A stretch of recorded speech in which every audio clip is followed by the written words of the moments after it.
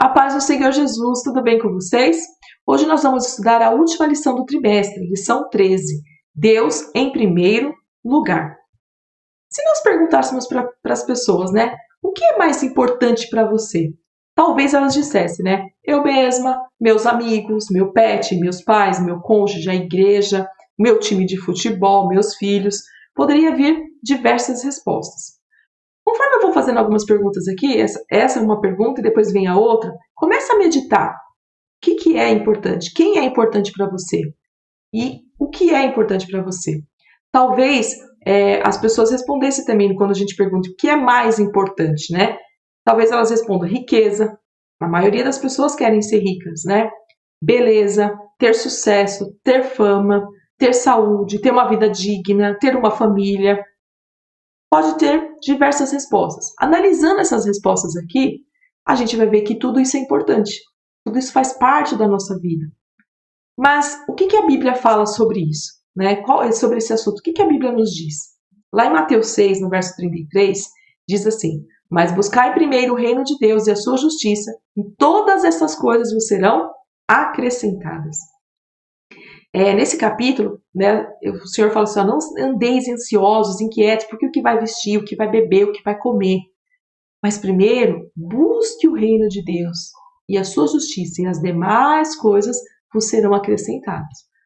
Aí pode pensar, então eu não vou precisar nem trabalhar, nem estudar, é só ficar de boa, porque as demais coisas o Senhor vai acrescentar. Claro que não. Não é bem assim que as coisas funcionam. Você tem o seu esforço, você tem a sua parte de fazer. Só que quando você está fazendo esse esforço, né, você está estudando, as pessoas que já trabalham, tudo isso tem que estar depois do reino de Deus. Reino de Deus aqui em primeiro lugar e depois essas coisas. Não significa que essas coisas não vão existir, elas têm que existir. Primeiro o reino de Deus e depois você vai buscar o que comer, o que beber, né? E o Senhor, ele vai acrescentando, o Senhor vai abrindo as portas, o Senhor vai orientando. Bom? Nós devemos lutar pelos nossos sonhos, buscar uma vida melhor com conforto. Porém, tudo que vamos fazer, o reino de Deus deve estar em primeiro lugar. Não é pecado, adolescente, buscar ter coisas boas, ter uma casa confortável, ter um carro, fazer viagens. Isso não é pecado. Buscar ser bonito, cuidar da pele, cuidar da saúde, ter o seu petzinho, não é pecado. Só que o reino de Deus tem que estar em primeiro lugar em tudo que você vai fazer. Em todos os momentos, você tem que buscar o reino de Deus. Um outro versículo aqui. Quem ama o pai ou a mãe mais do que a mim, não é digno de mim. E quem ama o filho ou a filha mais do que a mim, não é digno de mim. Quando a gente pergunta ali o que é, né, quem é mais importante para você, em primeiro lugar tem que estar Deus. Deus, você tem que amar Ele sobre todas as coisas, mais do que sua mãe, mais do que seu pai, mais do que seus irmãos, mais do que tudo. Então, em primeiro, tem que estar Deus, você tem que amar Ele em primeiro lugar. Aqui, não está dizendo assim, ó, então eu posso desprezar minha família, porque eu já amo a Deus, a família deixa para lá? Não, claro que não, não é isso que está dizendo. O Senhor está dizendo que você tem que amar o pai, você tem que amar a mãe, você tem que amar seus irmãos, você tem que amar todos, até mesmo seus inimigos. Porém, Deus está acima de tudo. E quando a gente está falando de família aqui, lá em 1 Timóteo, capítulo 5, verso 8, diz assim: mas se alguém não tem cuidado dos seus e principalmente dos da sua família, negou a fé e é pior do que o infiel. O que Deus está falando? Olha, não adianta você falar que eu amo a Deus, primeira coisa é a igreja. Não adianta. Você tem que amar a Deus, sim, sobre todas as coisas e cuidar da sua família, cuidar dos seus, amar a sua família. Você precisa isso, porque senão você vai ser considerado pior do que um infiel. Quer dizer, uma pessoa que não acredita em Deus, que não se importa com Deus. Então, tudo tem uma ordem. Eu aprendi que Deus em primeiro lugar, a família e a igreja. Infelizmente, tem pessoas que colocam Deus, igreja e a família. Tem pessoas que colocam a família, Deus, a igreja, inverte tudo, mas a ordem correta é Deus em primeiro lugar, a sua família e a igreja. A gente tem que seguir isso. Né? Deus, ele quer estar em primeiro lugar, mas ele não quer que você abandone a sua família, não quer que você abandone a igreja. E quando nós buscamos o reino de Deus, quando nós buscamos ele em primeiro lugar, ele vai nos orientando, ele vai nos guiando para que a gente possa fazer da forma correta. A gente não pode esquecer disso. Mas não basta sabermos o primeiro mandamento, que é o quê? Amarás o Senhor teu Deus de todo o teu coração, de toda a tua alma, de todo o teu pensamento. Está lá em Mateus 22, no verso 37. Tem gente que sabe isso. Esse versículo, às vezes as pessoas falam, amar a Deus sobre todas as coisas. Algumas pessoas falam só isso. Seja amar a Deus sobre todas as coisas, ou amar a Deus de coração, de toda a tua alma, de todo o teu pensamento. Beleza, é bom saber? Mas o mais importante disso é sentir, é vivenciar isso. Não basta conhecer, não basta só falar de boca. Tem que sentir, tem que estar aqui, tem que estar aqui e tem que estar aqui. Tem que falar, pensar, sentir, vivenciar. A gente só consegue ter mais experiência, a gente consegue amar mais o Senhor, entender mais o Senhor e ter essas coisas acrescentadas na nossa vida quando a gente começa a vivenciar, ter experiência. Eu vou contar um testemunho meu, né? Deus, ele sempre me abençoa nas minhas férias, assim, para viajar, né? Às vezes eu saio, consigo fazer algumas viagens fora do país, mas tudo isso eu não estou contando para minha glória, não. Eu estou contando para a glória do Senhor. E nem sempre foi assim. Teve momentos que eu trabalhava já e eu tirava as férias e eu ficava em casa, porque eu não tinha para onde viajar, né? Ficava ali, não tinha condição financeira, ficava ali. Mas aos poucos o Senhor foi abençoando. E todas as vezes que eu tinha oportunidade de viajar, e que tenho até hoje de viajar, sabe o que eu faço? Eu oro a Deus. Eu não viajo sempre não, viu gente? Eu tiro férias uma vez por ano e eu pego aí 1-2 semanas para descansar um pouquinho eu e meu esposo. É o máximo que eu consigo e eu sou muito feliz e muito grata a Deus por isso. Mas todas as vezes que nós vamos viajar, a gente apresenta ao Senhor. Fala, Senhor, eu vou tirar as férias, eu queria viajar. Eu estava pensando em ir para este lugar. O Senhor permite? É do seu agrado? É da tua vontade? E assim vai. A gente vai orando, vai orando. Por quê? Porque tem que pagar, tem custo, né? O lugar, será que é um lugar que um cristão deve estar? Realmente? Então a gente sempre ora e a gente vai buscando respostas do Senhor. E o Senhor tem sido fiel na minha vida. Todas as vezes que eu vou, o Senhor me ajuda, o Senhor prospera, o Senhor me dá presentes no meio dessas viagens, ou às vezes me dá viagens de presente para o próximo ano. O Senhor tem feito isso comigo. Só que todas as vezes também que eu vou viajar, que eu vou marcar a minha viagem, o que a gente faz, eu e meu esposo? A gente olha. Vai cair no dia de ceia? É na semana da ceia? Ah, então eu não vou, eu vou numa outra. Já aconteceu de eu ter que viajar e cair bem na semana da ceia? Já aconteceu. Mas sabe o que eu fiz?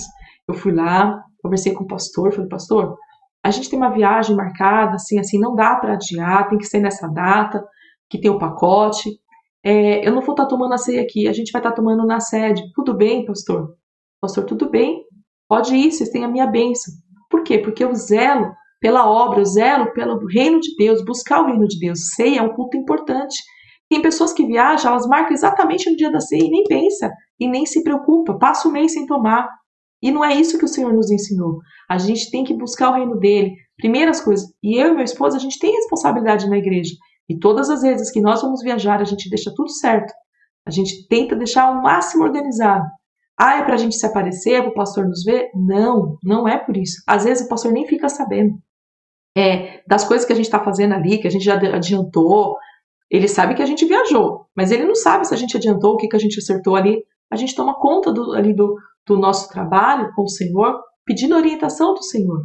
E aí, quando a gente sai, a gente avisa ele, ó, tá assim, assim, assim, pastor. O pastor normalmente faz o quê? Nos abençoa, nos dá, ó, vai em paz. Normalmente não sempre, sempre o Senhor permitiu isso e os nossos pastores também.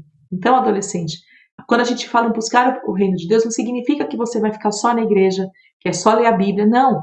É as coisas que você vai fazer, o reino de Deus está envolvido. Ele em primeiro lugar e depois as outras coisas.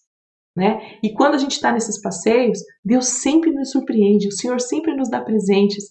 Não estou falando só de bênçãos materiais, tem as coisas espirituais, mas eu estou contando para vocês, porque às vezes os adolescentes pensam assim, esses irmãos só pensam em igreja, só pensam... Não, Deus ele faz outras coisas. Quando a gente busca o reino dele, as demais coisas o Senhor nos acrescenta.